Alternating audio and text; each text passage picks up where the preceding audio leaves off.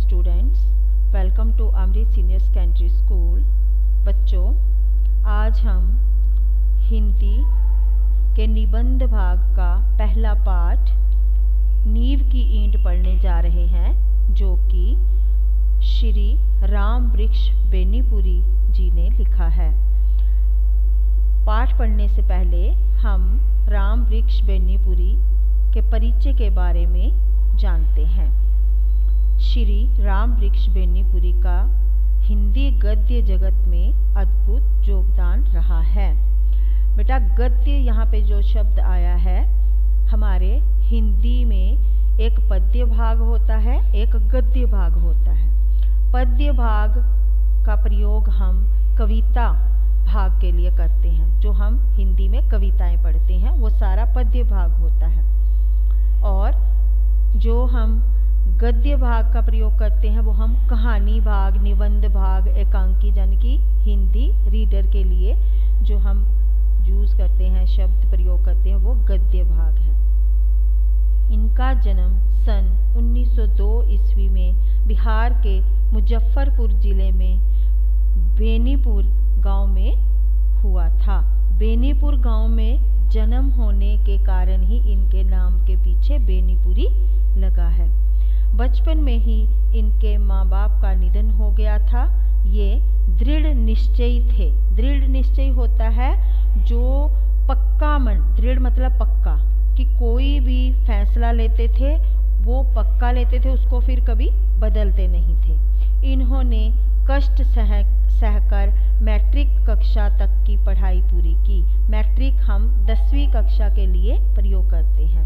गांधी जी के नेतृत्व में सन 1920 में असहयोग आंदोलन का इन पर ऐसा प्रभाव पड़ा कि ये अध्ययन छोड़कर स्वतंत्रता संग्राम में कूद पड़े।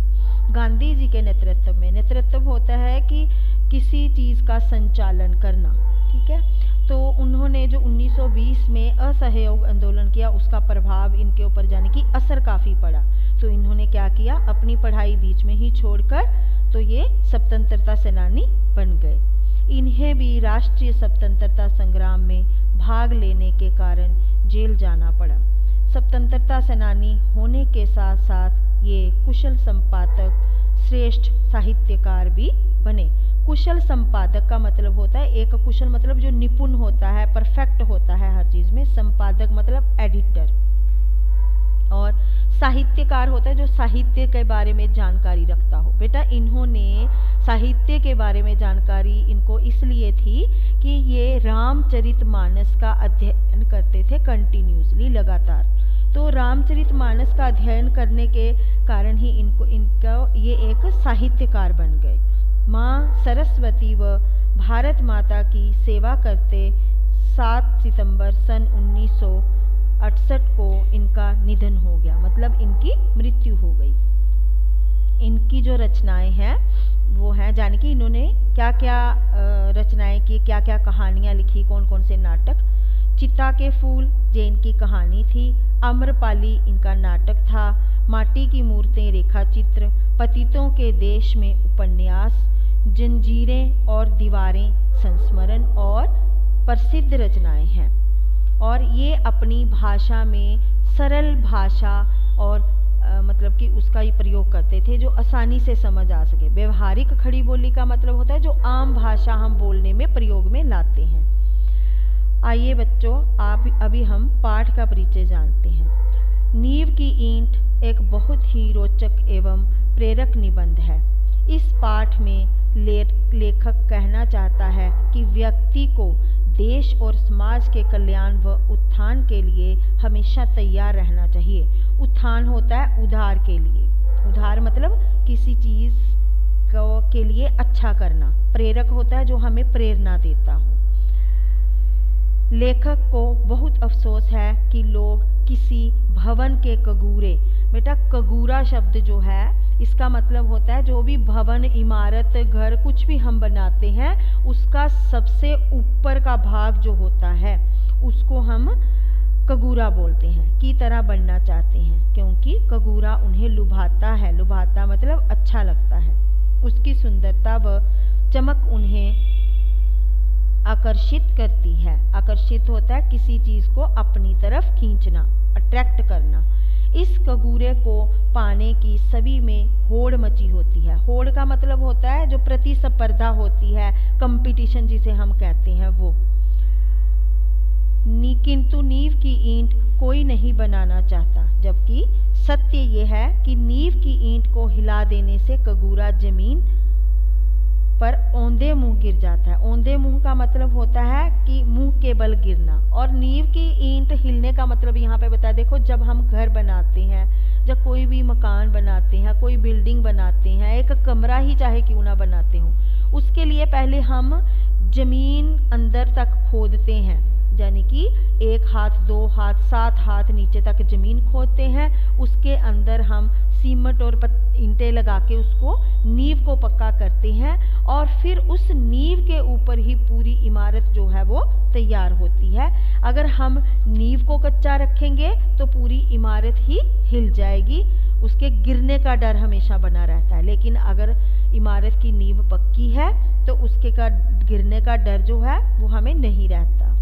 अतः लेखक का मानना है कि आज देश को ऐसे नवयुवकों की आवश्यकता है जो तारीफ के लिए नहीं अपितु कर्तव्य के लिए कर्म करें। कर्म मतलब काम करें। इस कहानी निबंध के जरिए हमें लेखक ये बताना चाहते हैं कि अपने देश की नींव मजबूत करने के लिए हमें ऐसे नौजवान चाहिए जो सिर्फ ये नहीं कि काम किया है सिर्फ तारीफ के लिए कि हमारी तारीफ होनी है इसलिए, बल्कि बिना तारीफ के लिए सोचे वो अपने सिर्फ और सिर्फ काम की तरफ ध्यान दें। लेखक ने नींव की ईंट के माध्यम से बच्चों को निस्वार्थ त्याग और बलिदान की प्रेरणा दी है। निस्वार्थ होता है जो बिना किसी स्वार्थ के अपने बारे में सोचे, बिना जो काम करे।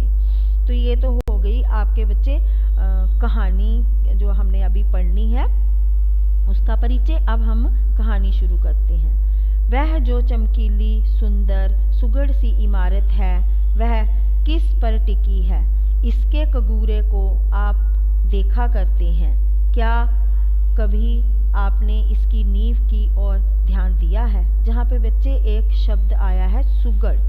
सुगढ़ होता है जिसकी बनावट सुंदर हो, चाहे वह इमारत है, स्कूल है, घर है, या कोई और चीज़ है, मूर्ति है, उसकी बनावट जिसकी सुंदर है उसके लिए ये वर्ड शब्द जो है सुगढ़ यूज हुआ है। दुनिया चमक दमक देखती है, ऊपर का आवरण देखती है, आवरण के नीचे जो ठोस सत्य है उस पर कितने लोगों का ध्यान जाता है। यहाँ पे आवरण जो शब्द है उसका मतलब है पर्दा। उन्होंने कहा कि दुनिया जो है वो बाहर की चमक दमक देखती है, ऊपर का आवरण जो बाहरी पर्दा यहाँ पे बाहरी साइड जो दिखती है उसके बारे में ध्यान देती है, उसके नीचे कितना सत्य है ये चीज़ नहीं देखती है। अब हम किसी के स्वभाव के बारे में देखें तो हमारे साथ वो बड़ा अच्छा और मीठा बोलता है तो हमारे लिए तो वो अच्छा ही है, लेकिन असल में उसका स्वभाव अंदर से क्या है वो हम नहीं जानते हैं। ठोस सत्य सदा शिवम ही होता है, किंतु वह हमेशा सुंदरम भी हो ये आवश्यक नहीं। ठोस मतलब सत्य पूरी तरह, सत्य मतलब सच, शिवम मतलब जो कल्याणकारी हो, दूसरों का कल्याण करता हो, और सुंदरम मतलब जो सबसे ज़्यादा सुंदर हो। उन्होंने कहा है कि सत्य जो कोई इंसान हमारे साथ पूरे अपनी उसके साथ हमें बोल रहा है कि हाँ मैं सच बोल रहा हूँ, लेकिन ज़रूरी नहीं है कि वो सच जो बोल रहा है वो सच ही हमारे साथ बोल रहा है। सत्य कठोर होता है, कठोरता और बद्धापन साथ साथ जन्मा करते हैं, जिया करते हैं। मतलब कि सत्य के साथ, सत्य जरूर मुश्किल होता है, कठोर होता है, कड़वा लगता है लोगों को सुनने में, लेकिन कठोरता और बद्धापन होता है जो देखने में सुंदर ना हो, कठोरता वही जो बुरा लगे बोलने में सुनने में, जिया करते हैं। हम कठोरता से भागते हैं, बद्धेपन से मुख मोड़ते हैं, इसलिए सत्य से भी भागते हैं। नहीं तो हम इमारत के गीत, नींव के गीत से प्रारंभ करते हैं। प्रारंभ मतलब शुरू करते हैं। वह ईंट धन्य है जो कंठ छटकर कंगूरे पर चढ़ती है और बरवस लोक लोचनों की ओर आकृष्ट करती है। उन्होंने अब यहाँ पे ईंट के बारे में कहा है कि धन्य है वो ईंट जब ईंट कगूरे पर लगाते हैं, यानी कि इमारत तैयार करने के लिए ईंट को लगाते हैं, दीवारों में चिनते हैं उनको, तो जब कहीं पे छोटी ईंट की ज़रूरत होती है तो इमारत बनाने वाला उसको तोड़ कर काट कर बराबर करके लगा देता है। तो यही उन्होंने कहा है कि वह ईंट धन्य है जो कट छट कर कगूरे पर चढ़ती है और बरवस होता है बार बार। लोक लोचनों का मतलब होता है लोगों की नज़रों में कि और अपनी और आकृष्ट करती है, मतलब अपनी ओर ध्यान देती है। कि जब वो ईंट चाहे कट गई है, छट गई है, उसको पतला किया है, दीवार पे लगाया, लेकिन जब वो सही ढंग से दीवार पे लगती है तो बहुत ही सुंदर लगती है। इसका मतलब ये हुआ कि कोई भी मनुष्य है, उसने अगर अपने अंदर अच्छा, अपना आचरण अच्छा बनाना है, अपना व्यवहार अच्छा बनाना है, तो उसको किसी की चार बातें सुनने भी पड़ेंगी। उसकी जो गलतियां हैं, अगर कोई उसको टोकेगा तो उस वक्त उसको बुरा लगेगा, लेकिन उस टोका टोकी से या उस बात को बदलने के बाद जो व्यवहार उसका लोगों के सामने अच्छा व्यवहार आता है, उससे जो उसको मतलब कि तारीफ मिलती है, वो उसको बहुत अच्छी लगती है। किंतु धन्य वह ईंट जो जमीन के 7 हाथ नीचे जाकर गड़ गई और इमारत की पहली ईंट बनी। जो ईंट हम नींव बनाने के लिए जमीन को नीचे से खोद कर नीचे लगाते हैं, और वही ईंट इमारत की पहली ईंट गिनी जाती है। क्यों? इसी पहली ईंट पर उसकी मजबूती और पुख्तेपन पर सारी इमारत की अस्ति नस्ति निर्भर है। बेटा जी, यहाँ पे उन्होंने कहा है कि इस पहली ईंट पर मजबूती और पुख्तापन होता है कि जो उसके अंदर से पकड़ होती है, जो जमीन के अंदर नींव ईंट लगती है, उसकी जो पकड़ होती है, उसी के ऊपर सारी इमारत की अस्ति नस्ति का मतलब है इमारत का होना ना होना निर्भर करता है। उस ईंट को हिला दीजिए, कगूरा बेतहाशा जमीन पर आ गिरेगा। अगर हम किसी मकान की ऊपर मकान बना है, नीचे से हम उसकी नींव को खोद कर निकाल देते हैं, तो बच्चे वो मकान जो है वो नीचे गिर पड़ेगा। कगूरे के गीत गाने वाले हम आइए अब नींव के गीत गाएं। वह ईंट जो जमीन में इसलिए गड़ गई कि दुनिया को इमारत मिले, कगूरा मिले। वह ईंट जो सब ईंटों से ज़्यादा पक्की थी, जो ऊपर लगी होती तो कगूरे की शोभा 100 गुना कर देती। 100 गुनी का मतलब है 100 गुना ज़्यादा। मतलब किसी चीज़ को अगर हमने 100 गुना करना है तो हम कहेंगे कि उसको 100 से गुना किया तो 100 गुना बन गया। किंतु जिस ईंट ने देखा इमारत की पायदारी मतलब मजबूती, उसकी नींव पर मुनहसिर होता है निर्भर होना होती है, इसलिए उसने अपने को नींव में अर्पित किया। अर्पित का मतलब होता है कि दे देना। वह ईंट जिसने अपने को 7 हाथ जमीन के अंदर इसलिए गाड़ दिया कि इमारत जमीन से 100 हाथ ऊपर तक जा सके। वह ईंट जिसने अपने लिए अंधकूप इसलिए कबूल किया कि ऊपर के उसके साथियों को स्वच्छ हवा मिलती रहे, सुनहरी रोशनी मिलती रहे। बेटा जी, जहाँ पे जो अंधकूप का वर्ड है, अंधकूप का मतलब होता है अंधेरा कुआं।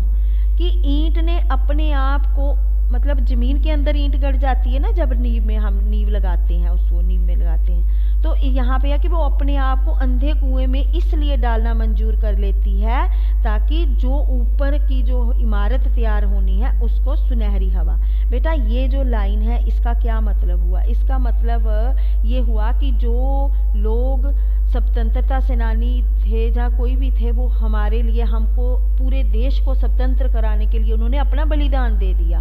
अपना बलिदान उन्होंने दिया कि हमारे बलिदान देने से अगर पूरा देश जो है वो आज़ाद होता है तो हमारा जो बलिदान है वो व्यर्थ नहीं जाएगा।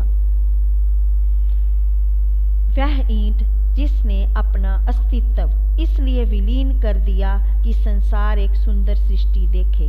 अस्तित्व होता है अपनी हस्ती, विलीन होता है किसी चीज़ में खो जाना। सुंदर सृष्टि हमेशा ही बलिदान खोजती है, बलिदान ईंट का हो या व्यक्ति का। जहाँ पे उन्होंने कहा कि अगर हमने सुंदर संसार देखना है, सुंदर हर चीज़ देखनी है, कोई भी अपनी ज़िंदगी हमने अच्छा करना है, तो उसके लिए कुछ ना कुछ बलिदान हमें देना पड़ेगा। वह बलिदान किसी भी चीज़ का हो सकता है, मनुष्य का हो सकता है या किसी चीज़ का हो सकता है।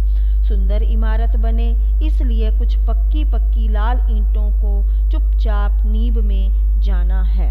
सुंदर समाज बने इसलिए कुछ तपे तपाए लोगों को मौन मूक शहादत का लाल सेहरा पहनना है। शहादत बलिदान के लिए शब्द प्रयोग किया गया है। शहादत और मौन मूक, जिस शहादत को शोहरत मिली, जिस बलिदान को प्रसिद्धि प्राप्त हुई, वह इमारत का कगूरा है, मंदिर का कलश है। प्रसिद्धि मतलब मशहूरी। हाँ, शहादत और मौन मूक समाज की आधारशिला यही होती है। आधारशिला होती है बुनियाद का पत्थर, मतलब कि जो हम जैसे नींव में हमने पहली ईंट लगाई, वो हमने बुनियाद तैयार की, उसका जो पहला पत्थर जो पत्थर लगता है उसमें उसका आधारशिला बोला जाता है। ईसा की शहादत ने ईसाई धर्म को अमर बना दिया। आप कह लीजिए, किंतु मेरी समझ में ईसाई धर्म को अमर बनाया उन लोगों ने जिन्होंने उस धर्म के प्रचार में अपने को अनाम उत्सर्ग कर दिया। उत्सर्ग का मतलब है कि अपने आप का बलिदान दे दिया। उत्सर्ग का मतलब भी बलिदान है। तो यहाँ पे उन्होंने ईसा की शहादत, ईसा मसीह की शहादत के बारे में कहा है कि उन्होंने अपने आप को बलिदान करके ईसाई धर्म की स्थापना की। उसमें से कितने जिंदा जलाए गए, कितने शूली पर चढ़ाए गए, कितने वन वन में खाक शानते जंगली जानवरों में शिकार हुए, कितने उससे भी भयानक भूख प्यास से शिकार हुए, उनके नाम शायद ही कहीं लिखे गए हों। बेटा यहाँ पे जो शूली शब्द का प्रयोग हुआ है, शूली होती है एक लोहे की नुकीली चीज़ होती है जो ऊपर से बिल्कुल नुकीली होती है, तेज होती है, सुई जैसी, और उसको लोगों को सजा देने के लिए, शहादत के लिए उसका प्रयोग किया जाता था। उनकी चर्चा शायद ही कहीं होती हो, किंतु ईसाई धर्म उन्हीं के पुण्य प्रताप से फल फूल रहा है। वे नींव की ईंट थे, यानी कि जिन लोगों ने ईसाई धर्म की स्थापना के लिए ईसा मसीह के साथ अपना बलिदान दिया, वो भी नींव की ईंट थे, क्योंकि उन्होंने ईसाई धर्म की नींव रखी। गिरजाघर के कलश उन्हीं की शहादत से चमकते हैं। आज हमारा देश आज़ाद हुआ सिर्फ उनके बलिदानों के कारण नहीं, जिन्होंने इतिहास में स्थान पा लिया। देश का शायद कोई ऐसा कोना हो जहाँ कुछ ऐसे दिदीची नहीं हुए हों जिनकी हड्डियों के दान ने ही विदेशी भृत्तासुर का नाश किया। अब बच्चे यहाँ पर एक शब्द यूज हुआ ददीची। बच्चे ददीची जो है वो एक प्रसिद्ध ऋषि रहे हैं जिन्होंने अपनी हड्डियों का दान जो था वो देवताओं को दिया। ये ददीची ऋषि एक महान ऋषि बहुत ही बड़े तपस्वी थे, और जब देवताओं के ऊपर इनका असुरों का जो था अत्याचार काफ़ी ज़्यादा बढ़ गया, तो उन्होंने फिर ददीची ऋषि से प्रार्थना की। तो ददीची ऋषि ने अपना बलिदान देकर अपने आप को मतलब कि मार कर उन्होंने अपनी हड्डियों का दान किया कि मेरी हड्डियों से आप एक वज्र तैयार करना। उस वज्र से ही वो वृत्तासुर राक्षस था, वृत्तासुर एक राक्षस था, उसी का नाश उन्होंने उनकी हड्डियों से बने वज्र से किया था। उन हड्डियों से देवताओं के जो शिल्पी थे, देवताओं के शिल्पी होते, शिल्पकार जो जैसे इमारतें बनाते हों या कुछ, उनको शिल्पकार बोला जाता है। तो देवताओं के शिल्पी कौन थे? विश्वकर्मा जी। तो विश्वकर्मा जी ने ही ददीची की हड्डियों से वो वज्र तैयार किया जिससे वृत्तासुर राक्षस का नाश हुआ। हम जिसे देख नहीं सके वह सत्य नहीं है, वह है मूढ़ धारणा। ढूंढने से ही सत्य मिलता है। हमारा काम है, धर्म है, ऐसी नींव की ईंटों की ओर ध्यान देना। सदियों के बाद नए समाज की सृष्टि की ओर हमने पहला कदम बढ़ाया है। इस नए समाज के निर्माण के लिए हमें नींव की ईंट चाहिए। अफसोस, कगूरा बनने के लिए चारों ओर होड़ा होड़ी मची है। नींव की ईंट बनने की कामना लुप्त हो रही है। 7 लाख गांवों का नवनिर्माण मतलब नए सिरे से किसी चीज़ को बनाना। हजारों शहरों और कारखानों का नवनिर्माण। कोई शासक इसे संभव नहीं कर सकता। ज़रूरत है ऐसे नौजवानों की जो इस काम में अपने को चुपचाप खपा दें। चुपचाप खपाना मतलब किसी चीज़ में खो जाना। जो एक नई प्रेरणा से अनुप्राणित हो मतलब प्रेरित हो। एक नई चेतना से अभिभूत, जो शाबाशियों से दूर हो, दलबंदियों से अलग हो, जिसमें कगूरा बनने की कामना ना हो, कलश कहलाने की जिसमें वासना ना हो, कभी कामनाओं एवं कभी वासनाओं से दूर। बच्चे, इस पैरे में हमें ये बताया गया है कि इंसान अगर कोई काम करता है तो उसके अंदर ये भावना नहीं होनी चाहिए कि मेरा ये काम हर कोई देखे, मेरे काम को कोई सराहे, मेरी तारीफ करे। ऐसा कुछ नहीं होना चाहिए। इन सब चीज़ों से परे होकर ही इंसान को काम करना चाहिए। उदय के लिए आतुर हमारा समाज चिल्ला रहा है। हमारी नींव की ईंट किधर है? देश के नौजवानों को यह चुनौती है। इस निबंध में लेखक हमें यही बताना चाहते हैं आखिर में कि हमारा देश ऐसे ही कगूरों को, ऐसे ही नींव की ईंट को ढूंढ रहा है जो कगूरे की तलाश में ना हो, कगूरे की चाह ना रखते हों। तो बेटा, आज हमने ये जो निबंध पढ़ा है, आशा करती हूँ कि आपको ये सारा निबंध अच्छे से समझ आया होगा। और अभी मैंने इसका कुछ आपको होमवर्क दिया है, वो आपका है। सबसे पहले कठिन शब्दों के अर्थ हैं कगूरा, आवरण, ठोस, कठोर, भद्दापन। आगे इसके प्रश्न हैं जिनके आपने उत्तर देने हैं। फर्स्ट प्रश्न है आपका, नींव की ईंट के आधार पर बताएं कि दुनिया क्या देखती है। दूसरा प्रश्न है, इमारत का होना ना होना किस बात पर निर्भर करता है। तीसरा प्रश्न है, ईंट किस लिए जमीन में गड़ गई। चौथा प्रश्न है, ईंट किस तरह कगूरे पर चढ़ती है। और पांचवा प्रश्न है, लेखक ने नींव की ईंट किसे कहा है। ओके बेटा, थैंक यू।